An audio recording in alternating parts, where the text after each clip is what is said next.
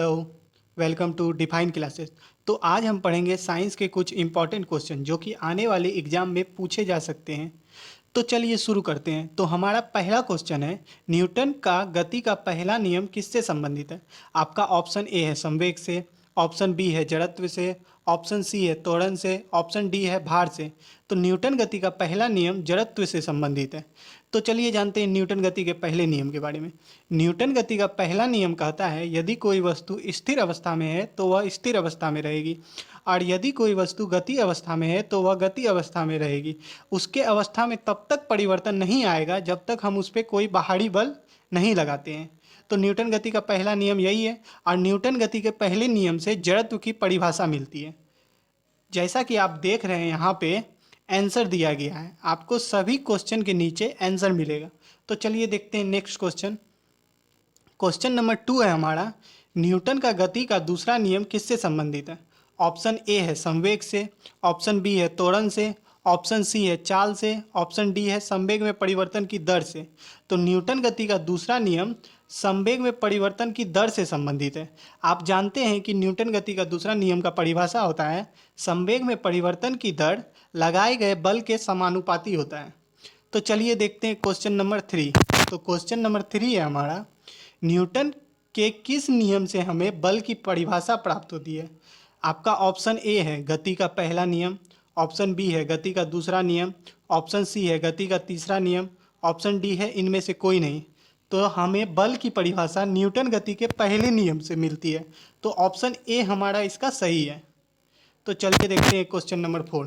Question number 4 है हमारा, F बराबर एम ए न्यूटन के किस नियम को दर्शाता है? आपका ऑप्शन ए है गति का पहला नियम, ऑप्शन बी है गति का दूसरा नियम, ऑप्शन सी है गति का तीसरा नियम, ऑप्शन डी है इनमें से कोई नहीं। तो एफ बराबर एम ए न्यूटन गति के दूसरे नियम से दर्शाता है। जैसा कि हम आपको पहले बता चल चुके हैं कि न्यूटन गति का दूसरा नियम कहता है संवेग में परिवर्तन की दर लगाए गए बल के समानुपाती होता है। तो इसको हम एफ बराबर एम ए भी लिख सकते हैं। तो चलिए देखते हैं क्वेश्चन नंबर 5।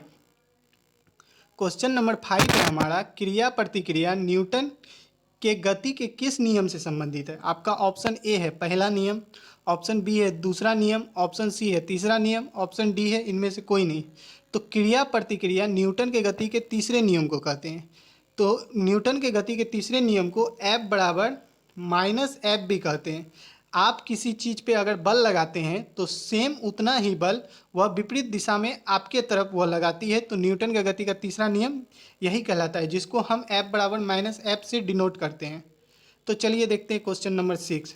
क्वेश्चन नंबर 6 है, त्वरण का एसआई मात्रक होता है। त्वरण का एसआई मात्रक आपका ऑप्शन ए है मीटर प्रति सेकेंड, ऑप्शन बी है किलोमीटर प्रति सेकेंड, ऑप्शन सी है मीटर प्रति सेकेंड स्क्वायर, ऑप्शन डी है मीटर सेकेंड। तो त्वरण का एसआई मात्रक मीटर प्रति सेकेंड स्क्वायर होता है। ऑप्शन नंबर सी हमारा सही है। तो चलिए देखते हैं क्वेश्चन नंबर 7। क्वेश्चन नंबर 7 है हमारा, निम्नलिखित में से कौन गुरुत्व त्वरण जी का मान है? ऑप्शन ए है 98 मीटर प्रति सेकेंड स्क्वायर, यहाँ पे है 0.98 मीटर प्रति second square B number, C number है हमारा 10 मीटर प्रति सेकेंड स्क्वायर, डी नंबर है हमारा 9.8 मीटर प्रति सेकेंड स्क्वायर। तो हमारा आंसर हो जाएगा 9.8 मीटर प्रति सेकेंड स्क्वायर, जो ऑप्शन नंबर डी में है। तो चलिए देखते हैं क्वेश्चन नंबर 8। क्वेश्चन नंबर 8 है हमारा, पृथ्वी किस बल के कारण अपनी ओर किसी वस्तु को खींचता है? ऑप्शन ए है गुरुत्वाकर्षण बल, ऑप्शन बी है आकर्षण बल, ऑप्शन सी है गुरुत्व बल, ऑप्शन डी है चुंबकीय बल। तो इसका आंसर हो जाएगा गुरुत्व बल, ऑप्शन सी हमारा सही है। तो चलिए नेक्स्ट क्वेश्चन देखते हैं, क्वेश्चन नंबर 9। तो क्वेश्चन नंबर 9 है हमारा, चलती बस को अगर अचानक से रोक दिया जाए तो उनमें बैठे यात्री आगे की ओर झुक जाता है, यह किस कारण होता है? ऑप्शन ए है आपका त्वरण के कारण, ऑप्शन बी है आपका संवेग के कारण, ऑप्शन सी है आपका संवेग में परिवर्तन के कारण, ऑप्शन डी है आपका जड़त्व के कारण।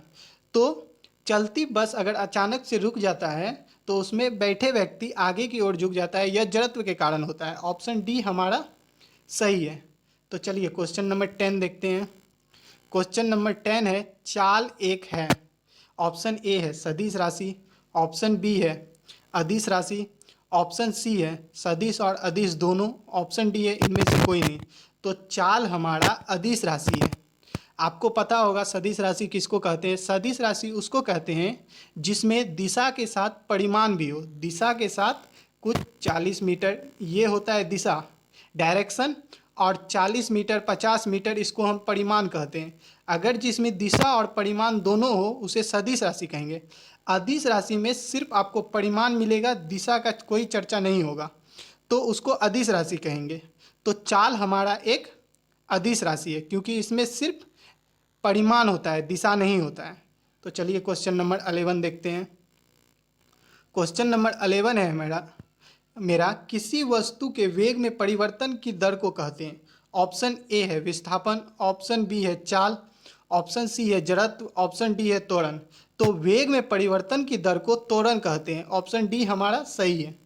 चलिए क्वेश्चन नंबर 12 देखते हैं। क्वेश्चन नंबर 12 है हमारा रॉकेट किस सिद्धांत पर आधारित है। ऑप्शन ए है हमारा कोणीय संवेग संरक्षण पे, ऑप्शन बी है हमारा रैखिक संवेग संरक्षण पे, ऑप्शन सी है हमारा गति का प्रथम नियम पे, ऑप्शन डी है सापेक्षता का सिद्धांत पे। तो हमारा ऑप्शन बी सही हो जाएगा। रैखिक संवेग संरक्षण के आधार पर रॉकेट काम करता है। ऑप्शन बी हमारा सही है। तो चलिए क्वेश्चन नंबर 13 देखते हैं। यदि नियत बल किसी वस्तु पर लगाया गया है निम्नलिखित में से क्या समान रहेगा। ऑप्शन ए है वेग, ऑप्शन बी है त्वरण, ऑप्शन सी है कोणीय वेग, ऑप्शन डी है संवेग। अगर नियत बल किसी वस्तु पर लगाते हैं तो उसका त्वरण हमेशा समान रहता है। तो ऑप्शन बी हमारा सही है। तो चलिए क्वेश्चन नंबर 14 देखते हैं। क्वेश्चन नंबर 14 है हमारा मंदन क्या है।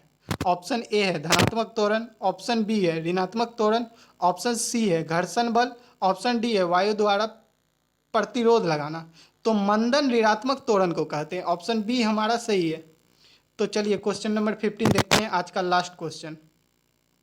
औसत चाल को किस तरह से परिभाषित किया जाता है। ऑप्शन ए है चाल बटे समय, ऑप्शन बी है समय बटे चाल, ऑप्शन सी है चालों का योग बटे समय, ऑप्शन डी है कुल तय की गई दूरी बटे कुल लिया गया समय। तो इसका आंसर हो जाएगा कुल तय की गई दूरी बटे कुल लिया गया समय। ऑप्शन डी हमारा सही है।